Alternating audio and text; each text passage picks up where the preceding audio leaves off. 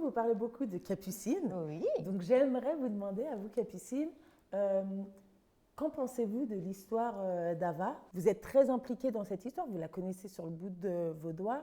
Comment ça arrivé? Comment cette amitié est née? Et dans ce contexte-là, est-ce que ça a amplifié votre amitié ou au contraire, je ne sais pas, c'était déjà comme ça avant? Ah non, ça a tout amplifié. En fait, la fin de la relation qu'Ava a eue a été... Enfin, je l'ai vu dans tous ses états, hein, clairement. Je l'ai vu au plus bas. Mais elle m'avait déjà parlé de son conjoint actuel. Donc, et au début, quand elle m'en parlait, je voyais bien qu'il y avait un truc, quoi. Enfin, Quand je te l'ai annoncé, ouais, déjà. Elle m'avait demandé, mais t'en penses quoi? Alors au début, je me suis dit, qu'est-ce que j'en pense? La question. Non, elle est quand même en prison, c'est pas rien. Et puis, à force qu'elle me parlait tout ça, puis je voyais bien qu'à travers les lettres qu'il lui envoyait tout ça, c'était évident en fait. Donc après, aux autres parloirs qu'elle a eu, je l'ai emmené.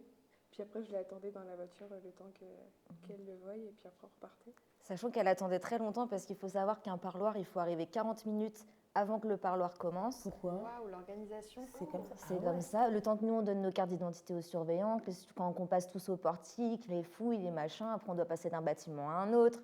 Donc elle m'attend déjà les 40 minutes d'avant-parloir. Et puis après, il faut ressortir de la prison. Donc il y a encore bien 20 minutes, plus les 45 minutes de parloir. Donc ouais, elle a été très patiente. 45 minutes? Tout le temps. Il y a un protocole très strict en fait. Voilà. Quand c'était ça, je prenais mon ordinateur. Bon, tu peux dire la vérité, tu as dormi sous le plaid aussi dans la voiture. Je dormais aussi. Je dormais. Et, Super amie. Ouais, vraiment. La meilleure du coup. Tu peux pas. Mais en fait, on a cette capacité-là. On a 2 combats toutes les deux qui sont très importants l'une pour l'autre. Parce que Capucine, ça fait quelques années qu'elle est atteinte de l'endométriose et elle arrive pas. Enfin, les gens comprennent pas et les douleurs voilà. Et moi, tout de suite, j'ai toujours été là depuis le début pour l'encourager là-dedans. Pareil pour l'accompagner à ses rendez-vous, pour même le harceler après ses rendez-vous pour savoir comment ça se passait. Enfin, il fallait que je sache. Et au final, moi, elle me suit aujourd'hui dans mon combat et au final, ça nous solidifie encore plus, quoi. Donc, franchement. Puis en plus, elle a tout quitté pour déménager avec moi à côté de la prison. Ah oui, il y a un vrai soutien là qui est mutuel finalement. Vous apportez énormément de choses l'une l'autre dans vos combats respectifs. C'est ça. Et du coup, là, vous vivez ensemble. Oui. Donc vous avez changé de travail. Oui. Changer de cadre en fait. Changer de mec, changer tout. Changer de vie. Ouais. Comment ça va se passer le jour où votre conjoint sortira de prison du coup, parce que peut-être que vous allez... Ah oui, c'est un sujet de... Ah oui, ça va être dur. Ça va être difficile. Ça va être comme une séparation. Ah oui, c'est ça, totalement. Et on en a déjà parlé tous les trois et j'étais limite à en pleurer. Mais peut-être que d'ici là, vous ferez aussi une rencontre et puis les choses se feront naturellement, tout simplement. Oui, c'est ça. Après, Ava, elle est là sur les sites de rencontre, Gabi. Faut valider, hein. En plus, c'est une adepte des sites de rencontres. C'est vrai. Mais bien sûr. Et vous avez bien raison, c'est la base. Oui, oui. Parce que, je précise aux téléspectateurs, en fait, Analéa et Amélie sont les cofondatrices de l'application Gabi, l'application de rencontre. Donc voilà, allez-y, c'est génial. C'est safe et c'est sûr. Ça va être trop dur pour toutes les deux de tout quitter et de recommencer un peu à zéro finalement? Alors pour moi, non. Au début, non. Parce que dans ma tête, c'était je vais pouvoir le voir 2 fois par semaine au parloir ou 1 fois minimum et je serai à côté en fait. Nos corps seront pas loin. En fait, on sera... Je me dis, je pourrais passer devant la prison, je pourrais dire que je suis à côté de lui et tout. Alors non, du coup non, mais là, ça fait quelques mois, c'est un peu plus compliqué parce que forcément, nouvelle ville, on connaît personne. Donc moi, mis à part la prison, les femmes de détenus, les surveillants, au final, c'est mon quotidien maintenant. Je le vis plutôt bien, je le vis même très bien, parce qu'il y a Capucine qui est là, encore une fois. Mais c'est vrai que j'avais besoin d'être près de lui dans tous les cas, c'était vital pour moi. En fait, c'est tellement intense ce qui se passe entre nous, c'est tellement... en fait, je sais ce que c'est l'amour en fait maintenant, et encore plus là. Et on parle des fois des téléréalités où on dit que tout est décuplé, tout est... Bah là, c'est pareil en fait. C'est que sur 8 mois de relation, j'ai l'impression d'en avoir vécu 3, tellement c'est intense, tellement on a tissé des liens que je pensais jamais avoir. Puis au-delà des parloirs, tous les 2 mois, on a ce qu'on appelle les unités de vie familiale.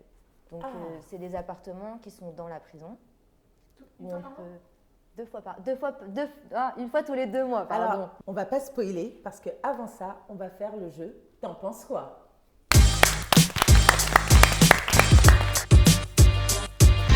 Le jeu est d'écrire sur l'ardoise quels sont les moyens ou les façons d'avoir une intimité quand son partenaire est incarcéré.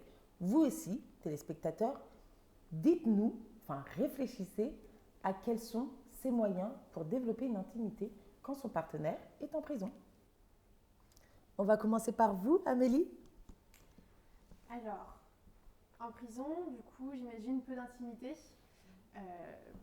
Ensuite, j'imagine que ça doit être sûrement chronométré, donc un temps défini par la prison et souvent négocié auprès de la prison. Alors en fait, pour vous, avoir une sexualité avec son partenaire, au final, c'est censé être un moment d'intimité, mais il n'y en a plus. Il n'y en a plus ou très peu. Il y a très peu. À vous, Analéa? Alors, pour moi, c'était quelque chose qui était plus rare, qu'on ne peut pas faire quand on veut, donc forcément, il y a moins de spontanéité. Enfin, j'imagine que c'est un peu une prise de rendez-vous. Vous nous en direz plus tout à l'heure.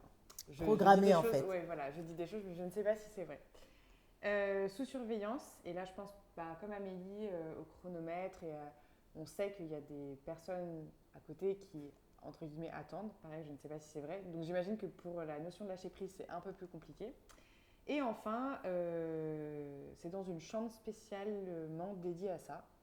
Enfin, c'est ce que je pense. Voilà. Et du coup, le lâcher-prise, c'est très important dans la sexualité pour éveiller et développer sa sexualité. Bien sûr. Alors moi, j'ai noté bébé parloir parce que c'est un terme qu'on entend pas mal en lien avec la prison. Donc j'imagine que la sexualité est possible. C'est les bébés qui ont été conçus en prison, en fait. Donc j'imagine que la sexualité est possible à l'intérieur de la prison et que les surveillants, finalement, ferment les yeux, c'est-à-dire que donnent une autorisation implicite et se mettent un peu plus en retrait et permettent un moment intime entre les partenaires. En fait. Pour vous, la sexualité n'est pas forcément possible et en tout cas encadrée même légale, même autorisée, mais que si on est bien avec les surveillants, ça peut potentiellement se passer. En tout cas, c'est le cliché que j'ai par rapport à la thématique. Après, à voir la réalité. Hein. Alors, les filles, quels sont pour vous les clichés que vous avez entendus ou que vous avez eus? Pour moi, en tout cas, c'était le sexe au parloir, des bébés parloirs, justement, où on en entend beaucoup parler parce que ça se passe. Hein. Et pour ce qui est de Capucine, elle a pensé qu'il n'y avait pas du tout de sexe en prison. Pour vous, Capucine, il n'y en avait pas. Non. C'était abstinence et puis voilà. Hein. Donc, faire les affaires tout seul. J'ai oublié de vous demander, il en a pour combien de temps, votre conjoint? C'est une peine, on va dire, entre 6 et 10 ans. Il n'a pas été encore jugé? Si, mais bon, pour l'instant, je ne peux pas. D'accord. Voilà. Et entre 6 ans et 10 ans. D'accord. Entre ce... Voilà. Ça fait beaucoup si jamais il n'y a pas de sexualité. Il faut dire qu'il y en a qui sont 15, 16 ans sans avoir de relations sexuelles. Parce qu'ils n'ont pas de femme. Après, il y a la masturbation. Mais... Oui, ouais. Mais c'est différent. Il y avait un livre qui avait été écrit sur cette thématique, dont je ne me souviens plus l'auteur, mais ça s'appelait, il me semble, La guillotine du sexe. Et c'était un ancien détenu qui expliquait à quel point l'enfermement durant des années d'hommes entre eux qui sont privés finalement de sexualité, c'était une souffrance sans nom en fait. D'accord. Et alors, est-ce que vous pouvez nous éclairer, Capucine, parce que je pense que vous êtes au courant au final, comment ça se passe? C'est tout. Et Ava, comment ça se passe en fait réellement? Comment vous pouvez développer votre sexualité? Alors déjà, il y a des choses qui ont été mises qui sont relativement vraies. Par exemple, pour la chambre faite pour... Je sais qu'en Belgique, c'est comme ça. Je crois que c'est tous les 15 jours, ils ont le droit d'avoir 2 ou 3 heures, peut-être, je ne sais plus exactement, je ne vais pas dire de bêtises non plus, mais d'avoir une chambre, mais juste une chambre. Hein. C'est vraiment... un lit. C'est vraiment, c'est pas fou.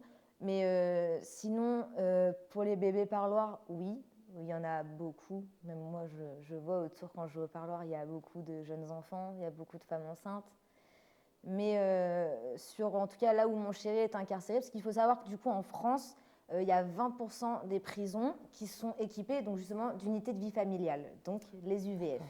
Donc les UVF, ça nous permet en gros tous les 2 mois ou tous les 3 mois, ça dépend des centres de détention, où on peut avoir accès à un appartement qui est dans la prison, avec une chambre, une salle de bain, une toilette, une grande salle, enfin un appartement, un Airbnb au final qui a été aménagé pour ça. Et donc tous les 2 mois, on a le droit à ça, donc il faut que le détenu fasse la demande, ainsi que son conjoint, ou ça peut être avec sa mère aussi, mais bon, en soi, c'est pas très intéressant. Mais donc du coup, sur des... Fait, hein. Voilà.